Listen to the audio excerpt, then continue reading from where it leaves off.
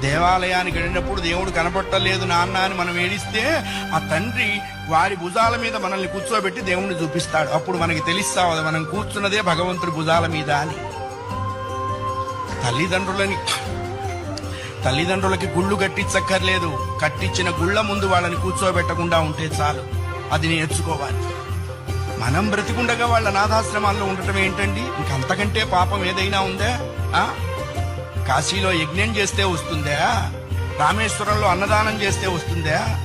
జన్మనిచ్చిన తల్లిదండ్రుల ప్రధానము. వాళ్ళని నువ్వే సేవించాలి.